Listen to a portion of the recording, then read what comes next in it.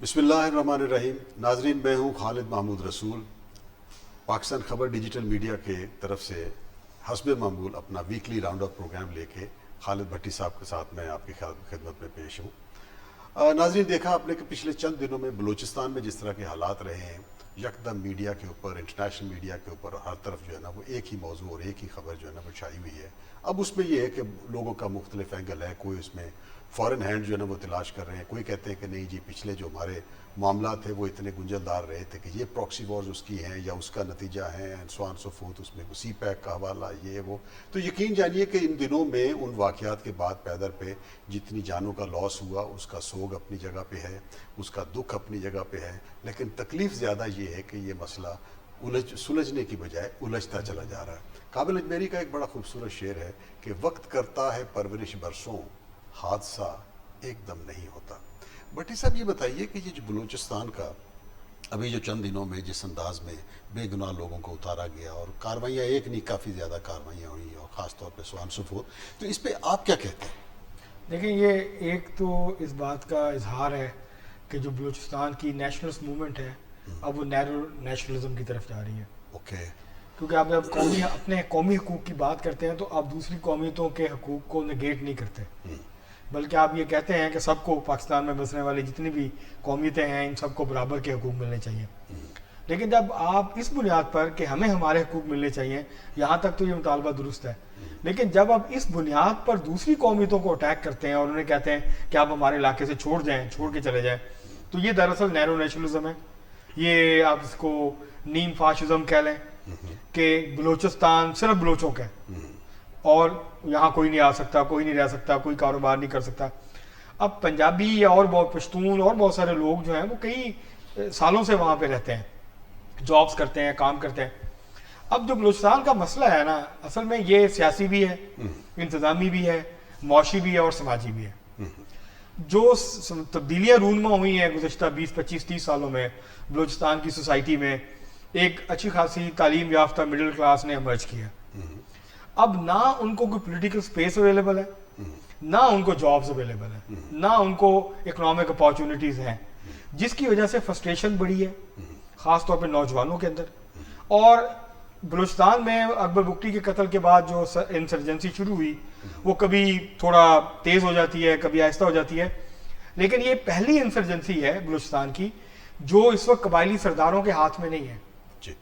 اس کو اس وقت نوجوان جو ہے مڈل کلاس کے ڈاکٹرز ہیں، انجینئرز ہیں، تعلیم یافتہ نوجوان ہیں جو کہ سردار بھی ہیں، برامدہ بگٹی بھی ہے اور لوگ بھی ہیں، مری ٹرائب کے بھی لوگ ہیں. لیکن پہلے یہ ہوتا تھا کہ کوئی ایک یا دو قبیلے اٹھتے تھے اور وہ پاکستان کی ریاست سے کے خلاف علم بغاوت جو ہے بلند کرتے تھے. اس دفعہ یہ نہیں ہوا ہے. اس دفعہ صرف قبائلی لڑائی نہیں ہے بلکہ نوجوانوں کی اچھی خاصی تعداد ہے جو کہ انسرجنسی میں انوالو ہے، ملیٹنسی میں انوالو ہے. جیسے خالد صاحب آپ نے کہا کہ پچھلے 20 25 30 سالوں میں حالات بڑی تیزی سے بدلے ہیں، تو کیوں نہ مطلب اس قسم کی جب واقعات ہوتے ہیں ان لوگوں کے بھی تو حالات بدلے ہیں، تو لہٰذا اگر فرض کو 40 سال پہلے سرداروں کے ہاتھ میں معاملہ تھا تو بہت حد تک یہ ہے کہ ڈیموگرافک چینجز بھی آئی ہیں اور سوسائٹل چینجز بھی آئی ہیں اور سو آن سو فورتھ. جس طرح آپ کہہ رہے ہیں کہ اب پڑھے لکھے لوگ جو ہے نا وہ اس تحریک میں شامل ہیں. سوال میرا یہ ہے جو اکثر ذہن میں کلبلاتا ہے کہ آخر ایسی کون سی بات ہے کہ بھائی بھٹو کے زمانے میں بھی وہی مسئلے تھے، پھر اس کے بعد ضیاء الحق کے بعد جو آتے رہے، پھر اس کے بعد 90s میں بھی ہم نے دیکھا. بھائی آخر مطلب کہ کیا کوئی پرابلم ہے کہ اسلام آباد کسی خاص اینک سے چیزوں کو دیکھتا ہے، یا یہ لاہور کراچی میں بیٹھے ہوئے میڈیا ہاؤسز والے جو ہیں وہ خاص اینک سے دیکھتے ہیں؟ بلوچستان کا دیکھیں میک اپ میں ایک بڑا پورشن ہے وہ جو پشتون بیلٹ کے اوپر ہے. اچھا، پھر جو باقی براوی اور بلوچی لوگ ہیں ان کے اپنے اپنے ڈسٹرکٹس ہیں، تو وہاں کے مسائل تو اپنی جگہ پہ ہیں نا. اب یہ ہے کہ گوادر بہت اچھی بات ہے جناب، یہ ایک اسٹریٹجک پورٹ ہے، پاکستان کے لیے بہت ضروری ہے، لیکن اس کے ساتھ ساتھ جو لوگ صدیوں سے وہاں رہ رہے ہیں ان کی جس طرح کی اس پہ شمولیت ہونی چاہیے، ایکوٹی آنی چاہیے، وہ تو ہم نے نہیں دیکھی. وہاں کے پلاٹ کی فلائٹیں جو ہے نا، پلاٹ کی جو فائلیں ہیں وہ لاہور اور باقی جگہوں میں بک رہی تھی، تو احساس محرومی تو آئے گا. اسی طرح باقی بلوچ ایریا میں ہے. اب ہم یہ ہے کہ دیکھتے ہیں کہ جو ایون بلوچستان کی جو حکومت with the passage of time بنی ہے، وہ اس کا جو کھیل تماشا، جو اس کا پلان تیار ہو رہا ہوتا ہے وہ اسلام آباد میں ہو رہا ہوتا ہے. ایک صاحب جاتے ہیں حکومت گراتے ہیں، اس کے بعد حکومت بنا دیتے ہیں. اچھا، الیکشن کو بھی اسی طرح مینیج کیا جا رہا ہے. تو میں تو کبھی کبھی یہ دیکھتا ہوں کہ یہ آخر اس میں بھی کھوجنے کی ضرورت ہے. اس پہ ذرا تھوڑی سی آپ روشنی ڈالیں کہ بھائی پچھلے 50 60 سالوں میں یہ سارے کا سارا ایک خودرو طریقے سے تو نہیں ہوا. اب یہ ہے کہ جب ڈیسپریشن کی ایک انتہا ہو جاتی ہے تو نیچرلی جو بندہ ہتھیار اٹھاتا ہے، میں اس کو جسٹیفائی بالکل نہیں کر رہا ہوں، لیکن میں اس کو ذرا سمجھنے کی کوشش کر رہا ہوں کہ مطلب کہ سارے کا سارا کہ ہمارے پاس اگر مائک اور میڈیا ہے کہ ہم ملبہ انہیں پہ ڈال لیں، کچھ نہ کچھ تو گراؤنڈ پہ ایسا ہوا ہے پچھلے 50 60 70 سالوں میں کہ ہم نے اس چیز کو صحیح ریڈ نہیں کیا، پولیٹیکل پروسیس ایک آرگینک طریقے سے شروع نہیں ہوا، وہاں کی آواز جو ہے وہ پراپر طریقے سے نہیں سنی گئی. آخر وہ بھی تو کچھ عوامل ہوں گے جو آج اس چیز میں اب اپنا عمل پلے کر رہے ہیں، رول پلے کر رہے ہیں. اس میں دو چیزیں ہیں. ایک تو یہ ہے کہ جو بلوچستان کی نیشنلسٹ پارٹیاں ہوتی تھیں، خاص جیسے بلوچستان نیشنل عوامی پارٹی تھی، بلوچستان نیشنل موومنٹ تھی، بلوچستان نیشنل پارٹی تھی، اس طرح اور پارٹیاں ہوتی تھیں. یہ جو بلوچ نوجوان نکلتے تھے یونیورسٹی سے پڑھتے تھے، ان کو ایک پولیٹیکل سپیس ملتی تھی ان پارٹیوں کے ذریعے. جب سے یہ پارٹیاں ویک ہوئی ہیں اس وقت سے کس نے ویک کیا؟ ایک تو اس کو آپ یہ کہہ لیں کہ جو ڈومینیشن ہے جب سے پیسے کا اور اسٹیبلشمنٹ کا عمل دخل سیاست میں زیادہ بڑھا ہے. وہ تو لوکل بلوچ نے نہیں کیا. نہیں وہ نہیں کیا، وہ ظاہر ہے وہ ہاں تو کوئی نہ کوئی اس کے بینیفیشری ہے نا. بینیفیشری وہ سردار ہے کہ مطلب ان وسائل کے اوپر کرنا بس سارے سردار اتنے امیر کہاں ہیں؟ سارے سردار ہیں، تو اس کے حصہ دار کچھ کہاں ہیں؟ دولتیے ہیں جیسے صادق تھے سنجرانی، ٹھیک ہے، اس طرح جو جنہوں نے دولت کمائی ہے مائنز کے ذریعے، دوسری چیزوں کے ذریعے، ٹھیکے لے کے کچھ نے بزنس اسٹیبلش کر لیے ریاست کی مدد کے ساتھ، تو اب پیسہ بہت آ گیا ان لوگوں کے پاس. اب یہ یا تو اپنی جو سرداریاں ہیں اس کی زور کے اوپر پالیٹکس کرتے ہیں یا سرمایہ کے زور کے اوپر. نہیں لیکن کچھ اس طرح کی بھی چیزیں ہیں نا کہ مطلب کہ جو ایران کے ساتھ ایک طویل بارڈر ہے، وہاں سے مطلب جو پیٹرول اور باقی جو سمگلنگ ہے وہ بہت اربوں روپے کا بزنس ہے. پھر یہ کہ اس میں کچھ اسٹیٹ اور نان اسٹیٹ ایکٹرز کی طرف لوگ اشارہ کرتے ہیں کہ جی مطلب کہ اس طرح کر کے، تو لہٰذا یہ ساری چیزوں کو اگر دیکھا جائے تو کہیں نہ کہیں نظر یہ آتا ہے کہ ایک تو پولیٹیکل پروسیس نہ ہونے کی وجہ سے فرسٹریشن اپنی جگہ، جو کہ ایکچولی گراس روٹ پہ جیسے آپ نے بھی کہا کہ لوگوں کو سپیس نہیں مل رہی. لیکن یہ بھی تو ہم دیکھتے ہیں کہ جو کچھ بھی بلوچستان کے بارے میں ہو رہا ہے وہ چیزیں اوپر سے امپوز ہو رہی ہیں. وہ بھلے سی پیک ہے، سڑکیں بننا ہے، کچھ اور اس طرح کی مطلب بننا ہے، گوادر کے سلسلے میں ہے، تو جو لوکل لوگ ہیں ان کے لیے تو بلکہ ان کو اس پروسیس میں شامل کرنے کے لیے تو ایک کیا کہتے ہیں کہ آؤٹ آف دی وے بھی جاتے ہوئے نظر آنا چاہیے. وہ تو ہمیں کبھی نظر نہیں آیا. تو فرسٹریشن تو پھر ہوگی گراؤنڈ پہ. دیکھیں نا اس کی وجہ ہے، اس کی وجہ یہ ہے کہ اور اس کے بینیفیشری بھی کچھ اور لوگ ہیں. دو طرح کے لوگ ہیں بلوچستان میں. ایک وہ ہیں جو ڈیولپمنٹ چاہتے ہیں، ایک وہ ہیں جو کسی قسم کی کوئی ڈیولپمنٹ نہیں چاہتے. اس طرح کا رویہ آپ کو انٹیریئر سندھ میں بھی ملتا ہے.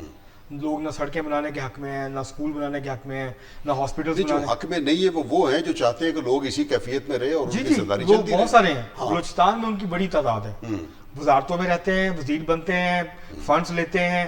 مثلا 100 ارب روپیہ دیا تھا ایکسٹرا جب آصف زرداری صاحب صدر تھے پچھلی دفعہ، پیپلز پارٹی کی گورنمنٹ تھی، آغاز حقوق بلوچستان کے نام پہ. وہ پیسہ کہاں گیا؟ بلوچستان کو بہت بڑا شیئر ملتا ہے. مثلا 18ویں ترمیم کے بعد بہت حد تک یہ جو فائنینشیل ایشوز تھے اگر اس کو صحیح طرح سے مینیج کیا جائے بلوچستان میں. مسئلہ تو یہ ہے کہ جب آپ سیاسی عمل کو پراپر طریقے سے نہیں چلائیں گے، الیکشن اور اس کے بعد جس انداز میں حکومتیں بنتی ہیں، عوام کی جو ریپرزنٹیشن ہے وہ تو کئی درمیان میں ادھر ادھر ہو جاتی ہے. وہ اپنی جگہ پہ درست ہے، لیکن جو سٹرکچر ہے بھی پولیٹیکل، وہاں کرپشن اتنی زیادہ ہے، مالی بے ضابطگیاں اتنی زیادہ ہیں. جب آپ ایک سیاسی عمل کو آرگینک طریقے سے نہیں آگے بڑھنے چاہیں گے تو جو پاور بروکرز ہیں وہ تو یہی کچھ کریں گے. وہ کہ آپ کا کیا خیال ہے کہ سوشل ویلفیئر آرگنائزیشن بنائیں گے سارے؟ سر جب اختر مینگل چیف منسٹر تھے، جب کوئی پولیٹیکل لوگ بھی چیف منسٹر بنتے ہیں، ٹھیک ہے، مطلب عبد المالک بلوچ تھے، یہ مالک بلوچ تھے بلوچستان نیشنل پارٹی کے، ان کا تعلق تو یہ فیوڈل نہیں ہے، پھر بھی دیکھیں یہ پروگریسو لوگ ہیں. لیکن اس کے باوجود آپ دیکھیں کہ ان کی گورنمنٹس میں بھی آپ کو بلوچستان میں کوئی نمایاں تبدیلی نظر نہیں آئے گی. وہ تو دیکھیں پچھلے کچھ عرصے سے جس طرح کا دیکھ رہے ہیں، وہ اسی لیے مجھے میری چاہتے کہ بلوچ دوست ہیں ان سے جو بات ہوتی ہے وہ یہی ہے کہ جو حکومتیں اور حکومتوں کے جو طریقہ کار اور جو فنڈز کا لینا دینا ہے وہ کوئی اور دنیا ہے، جو ایکچولی گراؤنڈ کے اوپر ہے وہ دنیا اور ہے. اچھا اس میں موضوع کیونکہ وقت ہمارے پاس محدود ہے، یہ بتائیں کہ اس میں جو سی پیک ہے، اور سی پیک کچھ لوگوں کو پسند بھی نہیں ہے، تو بہت سارے لوگ یہ کہتے ہیں کہ یہ سی پیک کا راستہ روکنے کے لیے، اور پھر دوسرا اس میں کوئی فورن ہینڈ بھی تلاش کرتے ہیں کہ جس میں بیرونی ہاتھ بھی انوالو ہیں، سو آن سو فورتھ. اور پھر یہ ہے کہ وہاں سے انڈیا کا ایک پکڑا بھی گیا تھا، تو لہٰذا وہ بھی اس کی طرف جو انگلیاں اٹھتی ہیں. اس پہ آپ کیا کہتے ہیں کہ یہ ہم نے اپنی جو کوتاہیاں ہیں اس کو چھپانے کے لیے یا اپنی ذمہ داری سے عہدہ برا نہ ہونے کے لیے ہم نے یہ کہانی گھڑی ہوئی ہے، یا اس میں کچھ حقیقت بھی ہے؟ نہیں، اس میں حقیقت بھی ہے. دیکھیں دونوں چیزیں ہیں. ایک تو ہم نے ایسا انوائرمنٹ کریٹ کیا ہوا ہے کہ جہاں پہ فورن ہینڈز کو موقع ملتا ہے آ کے مداخلت کرنے کا. یہ حالات تو ہم نے پیدا کیے ہیں, یہ حالات تو باہر والوں نے پیدا نہیں کیے. جب آپ کے ملک میں فالٹ لائنز ہوں گی تو جو آپ کی مخالف قوتیں ہیں وہ ان فالٹ لائنز کو یوز کریں گی. آپ لہٰذا اس کو رول آؤٹ نہیں رول ہے, انڈیا کی اسٹیٹڈ پالیسی ہے. اجیت دوول جو ہے وہ کئی دفعہ یہ بات کہہ چکا ہے کہ اب ہم پاکستان کو پے بیک کریں گے, جو کچھ ہمارے ساتھ پاکستان نے کشمیر میں کیا ہے ہم بلوچستان کے ذریعے اس کو پے بیک کریں گے. ناظرین یہ گفتگو آپ نے ہماری سنی, کیونکہ ہمارے ہاں بلوچستان پہ جس انداز میں ساری گفتگو ہو رہی ہے, ہم نے کوشش کی ہے کہ ہم اس کو ذرا تھوڑا سا غیر جذباتی انداز میں دوسری طرف جا کے بھی دیکھیں. اس کے ساتھ ہی ہم موضوع چلتے ہیں اپنے دوسرے موضوع کی طرف. بھٹی صاحب, پاکستان میں جس میڈیا چینل پہ دیکھیں ماشاءاللہ سیاستیں چھائی ہوئی ہے, اور لگتا یہ ہے کہ ہمیں صبح سے لے کے شام تک وہ اڈیالہ سے لے کے پھر ہماری جو اعلیٰ عدالتیں ہیں, پھر اس کے بعد میڈیا ہاؤسز ہیں, سوشل میڈیا, ہم چھائے ہوئے ہیں. کہیں وہ کہ چیف جسٹس کی مدت ملازمت کو بڑھائی جا رہی ہے, کو مرضی کا لایا جا رہا ہے. حکومت جو ہے اس نے وہ بڑا سسپینس کریٹ کیا ہوا ہے, وہ اجلاس بلائے ہوئے ہیں, انہوں نے کہا کہ جناب بس. اچھا پھر وہ لوگ کہتے ہیں کہ آپ یہ کرنے, کہتے ہیں ہاشا وکلّہ ہم یہ کرنے والے نہیں. اچھا وہ یکدم اتنے وہ نیک ہو گئے کہ انہیں پاکستان کے باقی جو معاشی مسائل اور سیاسی مسائل میں سے صرف یہ ایک اہم ترین مسئلہ ہے کہ وہ اس کو جلدی سے سدھار لیں. تو 17 سے ہم نے 23 کرنے ہیں. اچھا پھر وہ کچھ بل جو ہے نا وہ پرائیویٹ ممبر کے ذریعے جو ہے ٹیبل کروائے گئے ہیں. یہ کھچڑی ہے کہ اور کس طرف لے جا رہی ہے؟ پہلے زرداری صاحب وہاں جاتے ہیں مولانا فضل الرحمان صاحب کی رہائش گاہ پہ, پھر شہباز شراب شویرے بعد جاتے ہیں, اس سے پہلے پی ٹی آئی کے ساتھ کی بھی انہیں پینگیں جو ہے نا وہ خوب چڑھتی رہی ہیں. یہ کہانی ہے کیا؟ ذرا تھوڑا سا ہمارے بھی کچھ پلے ڈالیں جی. دیکھیں مولانا فضل الرحمان صاحب والی تو بڑی دلچسپ ہے. اچھا کس طرح؟ وہ یہ ہے کہ حکمران اتحاد کو 11 قومی اسمبلی کے ارکان کی ضرورت ہے 2/3 میجورٹی کے لیے. اچھا یہ جو بھی آئیں شائیں کر رہے ہیں نا وہ کہ ہم یہ نہیں کرنا چاہتے. 2/3 میجورٹی چاہیے کیوں, کرنا کیا ہے؟ یہ ایکچولی کچھ ترامیم کرنا چاہتے ہیں. ایک تو 209 میں کرنا چاہتے ہیں آرٹیکل میں. وہ کیا ہے جی 209؟ کیا 209 سپریم کورٹ کے ججز کی تعیناتی کا طریقہ, پھر جو پروٹیکشن ہے ان کو, اس کو چینج کرنا چاہتے ہیں. این اس موقع پہ کیوں یاد آ رہا ہے؟ اس لیے یاد آ رہا ہے کہ ایکچولی ہوا یہ کہ یہ جو فیصلہ آیا آپ کو یاد ہوگا مخصوص نشستوں کا, ہاں ٹھیک ہے, اس سے پہلے حکومت کا خیال تھا کہ ہم خیال ججز جو ہیں وہ فارغ ہو چکے ہیں. عمر عطیہ بندیال کی ریٹائرمنٹ کے بعد, جسٹس ریاض الحسن, علی مظاہر نقوی کے استعفوں کے بعد, تو ہم خیال جو ہیں وہ فارغ ہو گئے. اب صرف نیوٹرل ججز ہیں یا انڈیپینڈنٹ ججز ہیں جو اپنا انڈیپینڈنٹلی مائنڈ اپلائی کرتے ہیں. جب یہ فیصلہ آیا تو یہ کافی بڑا دھچکا تھا حکومت کے لیے, اور حکومت اب تک نہیں سنبھلی کیونکہ حکومت سمجھ رہی تھی 2/3 میجورٹی آ گئی ہے, اب ہم جو چاہیں کر سکتے ہیں آئین کے ساتھ, ہمیں نہ مولانا فضل الرحمان کی ضرورت ہے, نہ پی ٹی آئی کی, نہ کسی اور کی. پلینگ دی ڈیول رول. میرا مطلب ہے کہ یہ جو الیکشن ہوئے ہیں اس کے اوپر سوالات ہیں لوگوں. جی بالکل, بہت زیادہ سوالات ہیں. جو واقفان حال ہے وہ تو اس سے آگے بھی جاتے ہیں, بہت اچھا ہے. جی.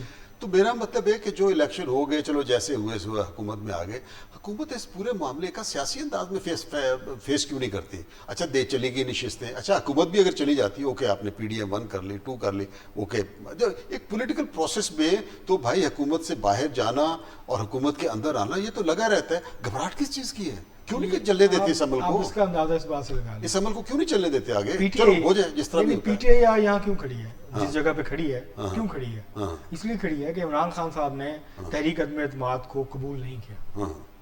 انہوں نے یہ قبول نہیں کیا کہ اسٹیبلشمنٹ نے مجھے ڈچ کیا اور ان کو گلے لگا لیا. ٹھیک, اب اس حکومت کے ذہن میں, دل میں بھی یہ خوف ہے, کسی کونے میں یہ بات ہے کہ ہماری حکومت تب تک ہے جب تک اسٹیبلشمنٹ کی ہمیں سپورٹ ہے.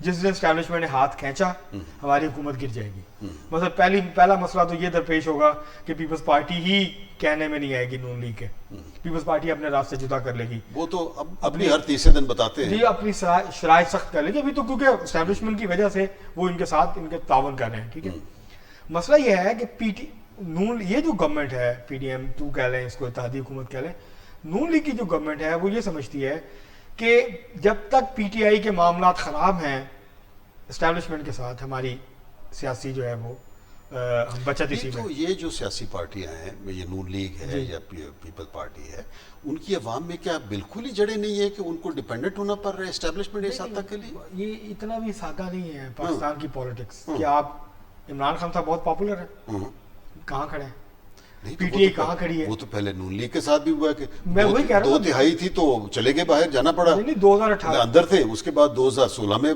پاناما لیگ میں بھی دیکھ لیجئے. تو لہٰذا وہ تو ہوتا رہے, لیکن یہ دیکھیں کہ اگر عوام میں جڑے ہیں تو یو کم بیک. نہیں وہ ٹھیک ہے, ہاں وہ آ جاتا ہے. اب نون لیگ کی جو پوزیشن ہے وہ بہت ویک ہے پولیٹیکلی. نون لیگ نے اپنا بہت سارا کیپٹل جو ہے وہ لوز کیا ہے. لیکن یہ بھی تو خالد صاحب حقیقت ہے کہ جو پارٹی عوام کی بجائے بہت زیادہ اسٹیبلشمنٹ اور باقی جو چیزیں ہیں, عدالتوں کے فیصلے اور یہ وہ, ان کے اوپر بہت زیادہ آس لگائیں, تو پھر جب آپ کی سیاسی بیس کمزور ہوگی تو آگے ان کو چلتے تو ہم نے پاس میں کبھی بھی نہیں دیکھا, زیادہ کامیاب ہوتے تو نہیں دیکھا. اب کیوں ہو جائیں گے یہ؟ اب یہ مسئلہ ہے, وہ ان کو امید ہے. میں دیکھیں جو حقیقت ہے وہ یہ ہے کہ حکومت ہو یا اسٹیبلشمنٹ, وہ یہ سمجھتے ہیں کہ اس حکومت کو کھینچ تانچ کے 2.5-3 سال تک لے کے جانا ہے.